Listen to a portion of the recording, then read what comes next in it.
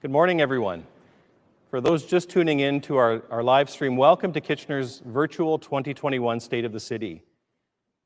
For those of you who participated in this morning's networking, I hope you enjoyed the opportunity to share stories, conversations, and connections. My name is Dan Chapman, and I'm the Chief Administrator for the City of Kitchener.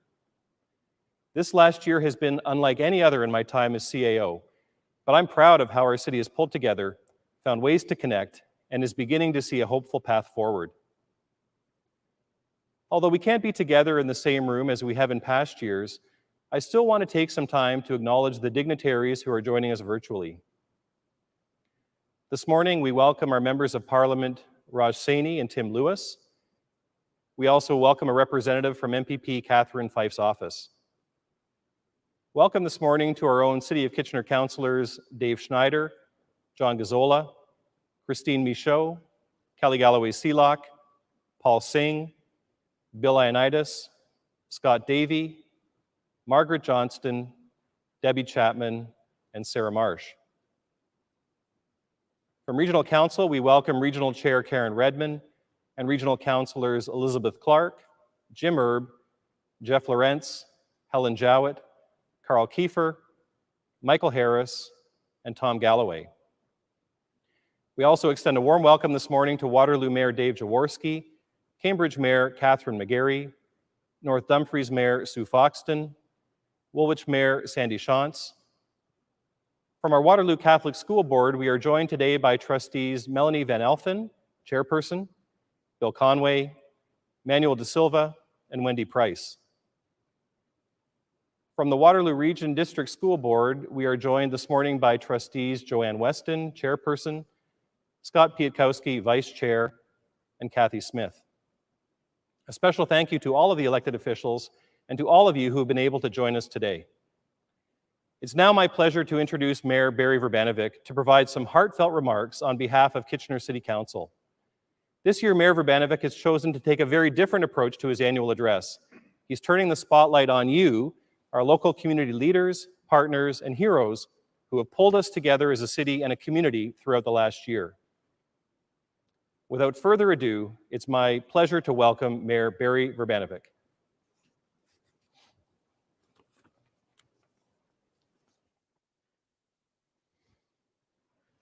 Well, good morning, everyone. Dan, Elizabeth, it's so great to be here in person with both of you. Thank you so much, Dan, for that kind introduction and for the leadership you have shown together with our city's management team over the past year. Elizabeth, a heartfelt thank you to you as well for all that you and your team at the Kitchener-Waterloo Community Foundation has done for our community over this past year, including funding for arts and culture, as well as emergency community support for many of our not-for-profits. Additional funds to support equity-seeking groups, including those led by Black, Indigenous, and other racialized people, is another example of the remarkable impact your organization has on our community.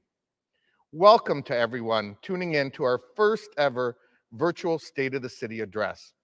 Under normal circumstances, we would gather together to mark this occasion, but as we all know, these are far from normal times. Although I'm speaking live from Kitchener City Hall, it's quiet all around me. There is no live audience, no smiling faces, no shaking of hands. This empty rotunda certainly tells a story, and it's just the beginning. Before we begin, I'd like to take a moment to recognize that in the city of Kitchener, we gather on the traditional territory of the neutral, Anishinaabe, and Haudenosaunee peoples. This pandemic journey of the past year, whether in reference to our own health or that of our planet, has reminded us of the importance of our belonging and connection to Mother Earth. So many of us have reconnected to nature over the last year. We've walked the trails, parks, forests, and sidewalks of this city, discovering a deeper connection to the land and natural environment, our community, and each other. This has been a good reminder for all of us that we have a responsibility to act as stewards of the land, to care for each other, and to honor the original caretakers who came before us. Our community is enriched by the enduring knowledge and deep-rooted traditions of the diverse First Nation, Métis, and Inuit in Kitchener today. The story of Kitchener over the past year has been unlike any other. Our story has been filled with grief, sorrow, frustration, and fear. But it has also been filled with moments of hope, humor, and creativity, with silver linings that have shone a light on our humanity, pulled us together, and shown us the power of our own resilience. We have been through a lot, both collectively and individually, but we're beginning to see a new story unfold. We're moving forward together with a renewed sense of optimism. Kitchener is finding light in the darkness, reshaping the narrative of our story. We need to focus on this. That's why I've chosen not to give a typical State of the City address this year. Those who know me know how much I love to highlight all the great work going on at the city. But I've come to realize that the address I would normally give is not the speech our community needs to hear right now. Instead, I want to turn the spotlight around to focus on you, the people, partners, and everyday heroes who have pulled us together as a city and a community since the COVID-19 pandemic began last March.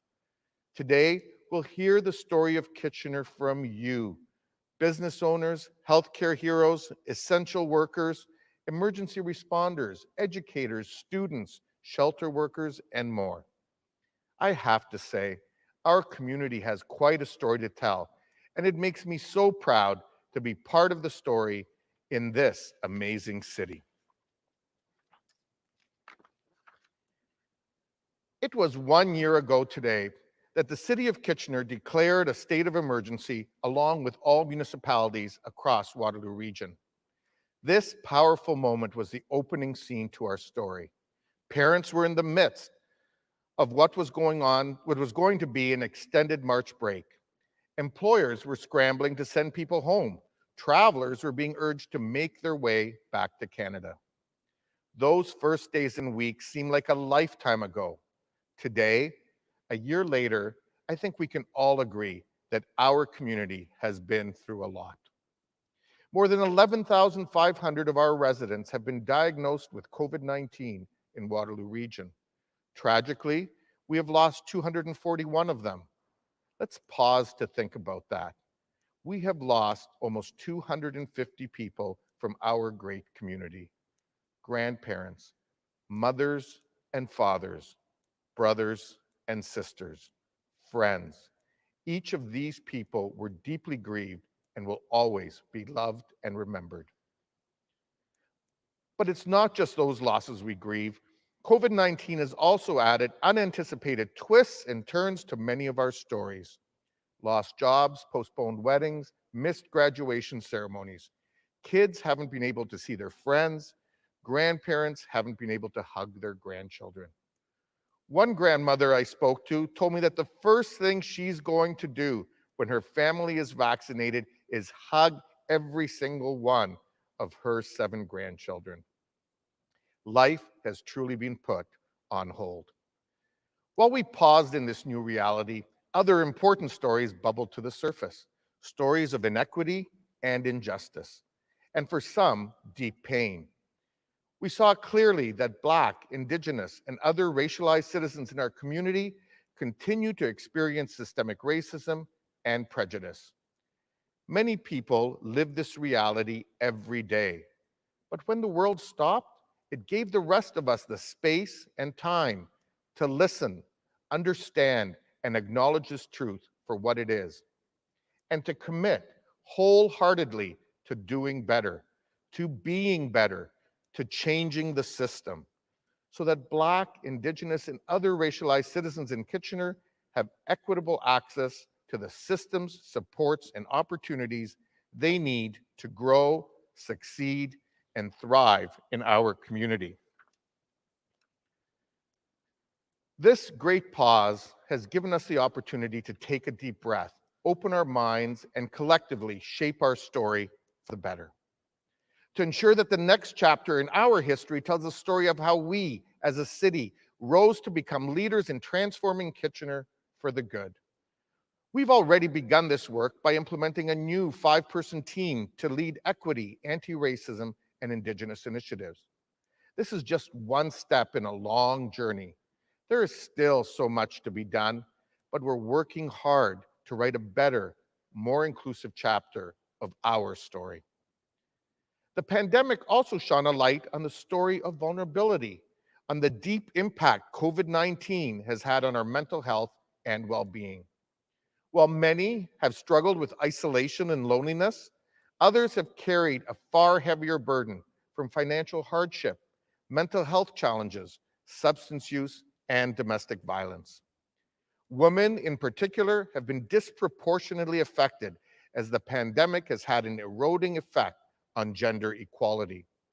Women in Kitchener and around the world have been impacted more heavily by job loss, unemployment, financial hardship, and a surge in domestic violence during the lockdowns. They bore the brunt of caring for children and vulnerable family members. We have also seen a great need to care for families who can't afford healthy food and regularly depend on our food banks. People who have no choice but to sleep outside or use emergency shelters in the winter. Residents deeply impacted by an opioid crisis that has rocked our city, our region, and our country, and has seen so many citizens die from an overdose in the past few years. These stories are not new, but the pandemic has put them into sharp focus and pushed us towards greater action. Many of you have joined this call to action with open hearts and enthusiasm. You wanted to be a part of this story in the true Kitchener way, seeing a need and then finding an innovative way to change for the good. Some examples included the House of Friendship, reimagined shelter care, demonstrating that privacy, dignity, and wraparound supports all in one place can dramatically change the future for those who are precariously housed. And when a fire at the Inn of Waterloo emergency shelter displaced over 100 residents, you stepped up as a community, overwhelming Emmanuel United Church's call for donations to offset the dramatic loss. St. Mary's Catholic Church recognized that in these difficult times, more people needed access to hot, healthy meals. So they created Tiny Home Takeout, a stigma-free place for anyone to have a hot meal 5 days a week, a place both for those who can't pay and for those who can pay it forward.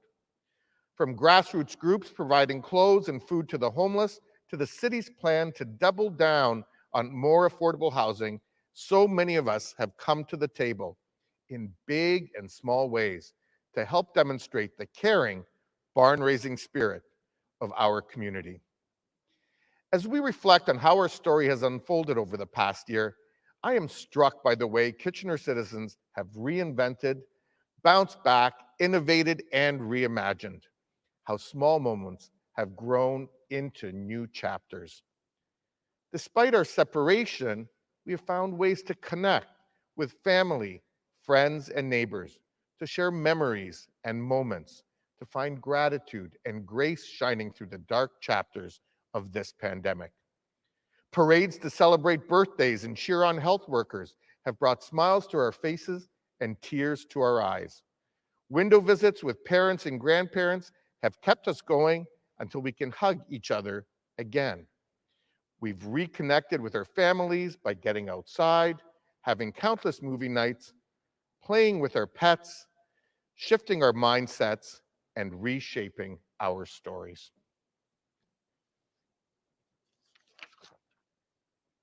City staff have also played an important role by helping residents connect with each other. We've made more than 10,000 reassurance calls to older adults and reimagined winter for residents by providing safe and fun ways to get outside and connect online.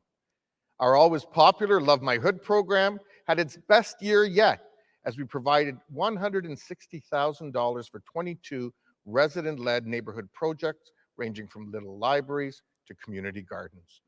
Our youth programs provided a much-needed outlet for kids and teens to let off steam and find connections.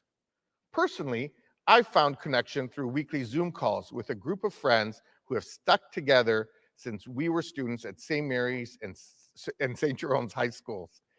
I remember our first call 52 weeks ago.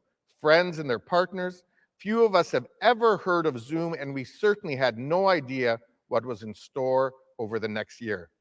But we have all found a lifeline over this past year in this virtual connection point that continues today.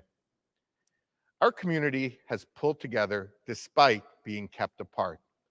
As the vaccination rollout gains momentum across the region and the country, we're beginning to shift towards a more hopeful note.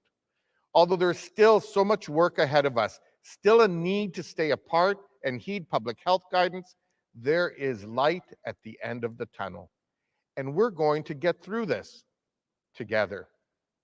So many in this community have played vital roles in our story. That's why today is about saying thank you and sharing the spotlight with the people who have helped us get through this pandemic by inspiring resilience, hope, and profound gratitude. Today is about saying thank you. Saying thank you to our frontline workers, police, fire, EMS, and all healthcare heroes who showed up in a big way. They risked their own health to keep the rest of us safe. Their efforts and their sacrifices won't soon be forgotten. Our shelter care partners were deeply impacted by the pandemic and met the challenges head on with a compassionate and integrated approach to helping our most vulnerable residents. Our Kitchener businesses pivoted and reinvented themselves like never before, from manufacturing PPE to shifting business models online to offering takeout and curbside pickup for the first time. Our essential workers quite literally kept our city running. Every single day during the pandemic, they have stocked grocery shelves, prepared prescriptions, repaired cars, worked in factories, and delivered goods. Many of our city staff have been an important part of this group's story. They've plowed our roads, enforced bylaws, delivered safe drinking water, maintained our parks, kept us connected, informed, and so much more. Our educators and students rose to the challenge of a lifetime. They shut down, shifted online, came back to class, and discovered a new way forward. To all of these everyday heroes, and to all of you watching today, I want to say thank you. Thank you for standing together and standing strong through one of the most difficult times we have ever faced as individuals, as a community, as a country, and as a planet. You've heard enough from me, though. I now invite you to join me as we meet some of these same people, partners, and heroes, our neighbors, who will tell you in their own words how COVID-19 has impacted them and how they have found resilience and a way forward. Let's hear their stories now. Wache, Ane, Buju, Sego. I am Kiwe Tinwe in Nane. I'm from the people of the Mushkegowuk, and I am a beautiful person. Today I'd like to give thanks to the air that we breathe and the food that we eat. I'd like to give thanks for this life. I'd like to acknowledge the territories that we're on of the Anishinaabe, the Haudenosaunee, and the neutral peoples. I'd like to acknowledge our connectedness, all as equals within that circle of life. I'd like to acknowledge the Creator, and I'd like to acknowledge Mother Earth. I remember the day that everything got shut down. We were going to go see a Leafs game, and we had a hotel room, and it was going to be awesome. And hearing on the radio that that was it. Everything was stopping. A year ago today was my last day in this arena.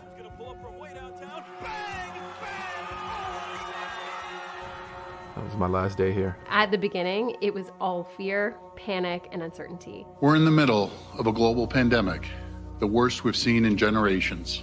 And protecting our communities requires difficult decisions to be made. Today, I've declared a state of emergency in the City of Kitchener as a result of the spread of the COVID-19 virus. We all heard through tweets and instant messages from our families that schools were going to be closed. I remember leaving the parking lot that day and literally hearing it for the first time, and then having that one day to think, how am I going to get my students ready? What were they going to do during that time when they were away from the classroom, and how was I going to be able to support them? It was very confusing. Okay, what can I do really? That's the hardest part for people that are living by themselves. There was a lot of concern, a lot of fear, a lot of apprehension. We were wondering if the program was going to shut down. We're noticing it now during a pandemic, but we have everyday heroes walking amongst us in Kitchener every single day. When COVID hit, I was actually picked up by St. Mary's, worked on the unit on floor 500.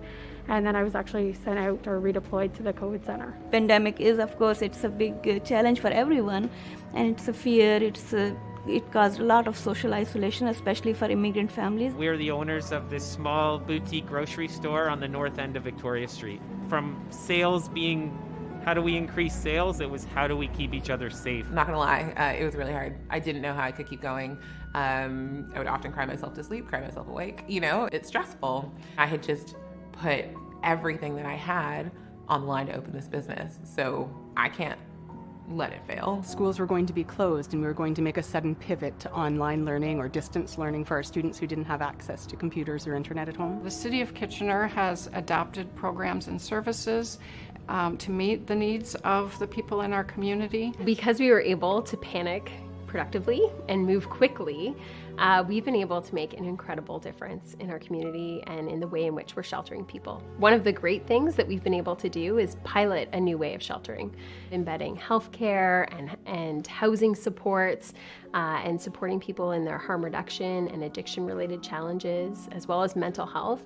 We've been able to bring all of that stuff to one spot to help people who are homeless in our community. And in doing that, people are thriving. This braid of sweetgrass, it represents the hair of Mother Earth. There's always 3 braids, and the 3 braids represent mind, body, and spirit. Sometimes we forget that are at our disposal to feel connected, to have that sense of belonging, you know? And that's the way I feel with Kitchener. This whole transition of precautionary measures, it helped me slow down, because when I'm in season, I am going. And I got more involved in the community. So last summer, I did several camps and clinics to continue to uplift our youth. We've overlooked the struggle that our youth go through because we just say they're resilient. Kids are resilient. After the lockdown, I kind of miss school already, like playing with my friends. Our administration worked like crazy to make sure that computers were coming and going and that people had the Chromebooks they needed so that they could connect with their teachers. I just found like new hobbies,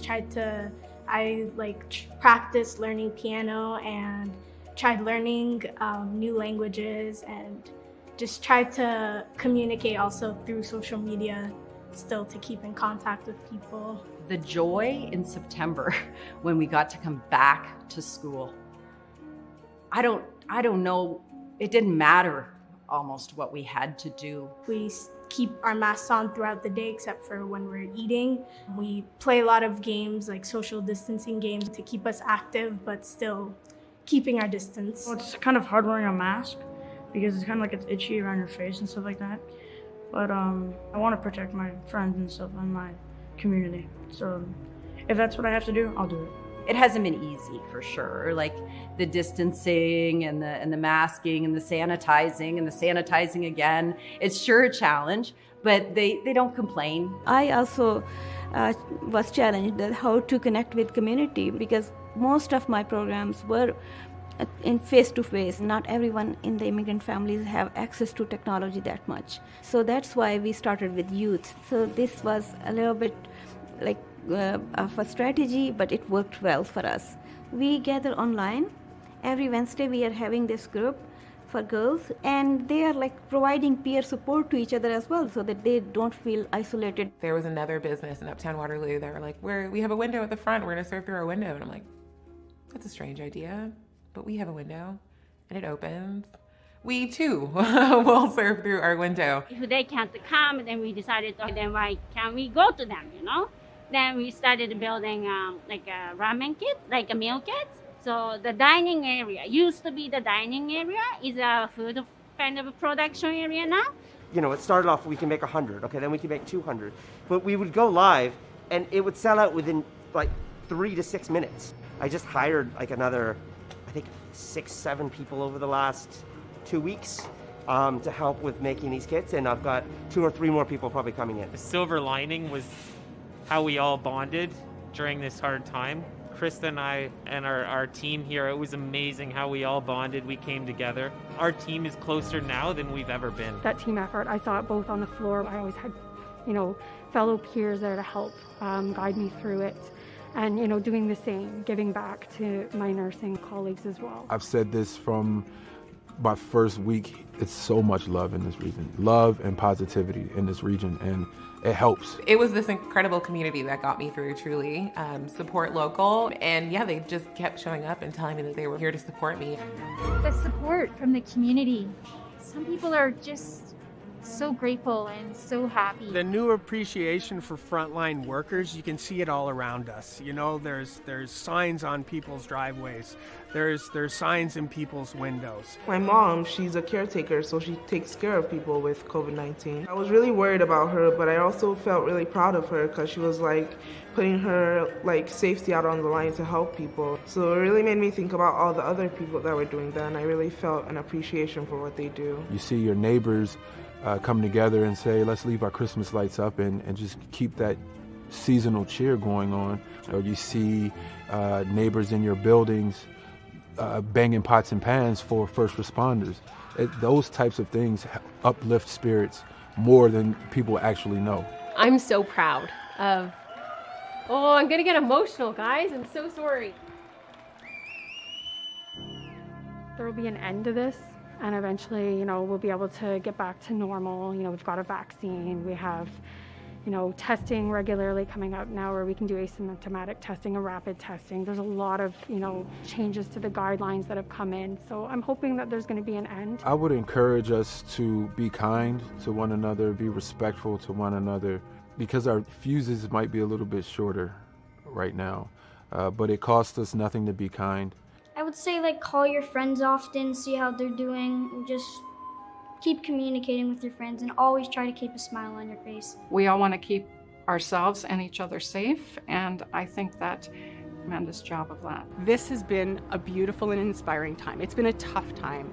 It has been ever, right? But opening my eyes to all of the beautiful things that are happening in our community. They are doing incredible work. And Kitchener is better because of these frontline folks and to support them. When you see and you look outside and you see people smiling, people cheering each other on, uplifting each other, it makes it easier to look within yourself and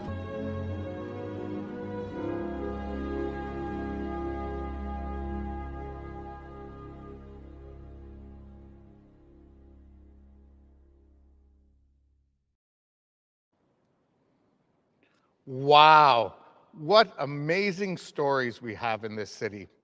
I want to thank all of those featured in our video for sharing their stories so openly and so honestly.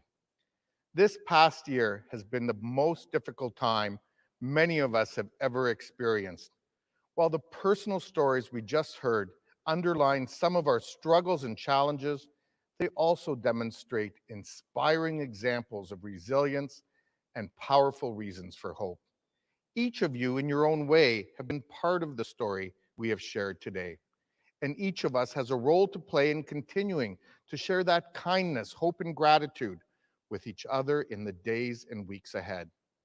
As part of saying thanks, our Kitchener Fire Department, together with Cambridge and Waterloo Fire, police, and paramedic services, will be participating in an emergency services parade organized by WRPS today, beginning at 11 a.m. in Cambridge and working its way through Kitchener and Waterloo. They will pass by our hospital, vaccination clinics, and some long-term care homes to recognize the workers and volunteers who have given their all over the past year. Many of us are feeling even more hopeful now that our vaccination program is picking up momentum. More than 50,000 people in Waterloo Region, including vulnerable populations, have been given their first dose of vaccine. By the summer, all Canadians who want to be vaccinated should be able to do so. I want to convey my deepest gratitude to all who are part of our local vaccine distribution task force and its operations for their immense efforts and relentless drive to find solutions that will get us closer to that light at the end of the tunnel. As I prepare to bring this year's State of the City speech to a close, I want to acknowledge my colleagues in a variety of areas. To my fellow heads of council, CAOs, current and past, administrators, and healthcare and business leaders who have helped lead our collaborative community pandemic response, and to my regional council colleagues who have led our local Board of Health for the past year, a sincere thank you for your tireless energy and commitment. To Karen, our regional chair, and Mayors Catherine, Dave, Sue, Les, Joe, and Sandy, as the elected heads of council, it's been an honor to lead through these trying times together with each of you. To my Kitchener City Council colleagues, Councillors Scott Davey, Dave Schneider, John Gazzola, Christine Michaud, Kelly Galloway-Seelock, Paul Singh, Bill Ioannidis, Margaret Johnson, Debbie Chapman, and Sarah Marsh. This has been a year unlike any other, and certainly different than what we envisioned when we all ran for election or re-election back in 2018. Not only have you shown courage and leadership, but you have all been steady sources of support and reassurance to me, to each other, to our staff, and to our community as we have navigated through this crisis together. To our emergency management leadership group, your commitment to public service and the residents and businesses we serve has been honorable and tireless. Like all of us, you each had your own families and life circumstances to work through during this pandemic, but you rose to this unprecedented challenge in incredible ways, often putting others before yourselves. And last, but certainly not least, thank you to the City of Kitchener's amazing employees. Day after day throughout the pandemic, I have watched as staff have adjusted to challenging work environments, found new ways to deliver important services, and consistently have gone above and beyond to get the job done. Many of our employees have been redeployed to do work they never imagined for themselves, and yet they're doing it with open minds and enthusiasm. A special shout out goes to those who joined Team Kitchener over the past year under very non-traditional circumstances and yet have become an integral part of our team. As I thank staff, I'd be remiss if I did not acknowledge the team responsible for helping bring today's State of the City to life. If I start going through all of the names, I would inevitably miss someone, so I will group them and mention members of the teams from corporate communications, Office of the Mayor and Council, information technology, special events, horticulture, corporate leadership, and just in case, any of the other city teams that I missed. Friends, after all our city has gone through over this past year, and after watching that video and reflecting on the stories of inspiration of our neighbors, I can tell you that I am looking forward to the future with hope and with optimism as I invite all of you to join our community and myself on this journey. Together, we will write the next chapter of Kitchener's extraordinary story. I'd like to end today's State of the City on a hopeful and a musical note. Those involved in arts and culture have felt the impact of COVID-19 in a big way. As we come out of the pandemic, arts and culture are an important part of who we are as people and something we all must commit to support and see thrive once again. On that note, a few weeks ago, I approached Amanda Kind and Stephen Lehman of KW Glee about the youth of their group performing a song, a hopeful song, for the ending of today's speech. What resulted is the creativity of these two, together with Joe Smuchuk, Kim Williams, and the passion of 78 young people from our community. The members of KW Glee have been working on this original number, which captures the spirit of youth and their struggles and connections throughout the pandemic, all wrapped in a fun 80s vibe. Today, I'm thrilled to introduce the first public performance of We Got This. Once again, thank you all for tuning in. And now please join me in celebrating the strength and spirit of this city with the young people of KW Glee.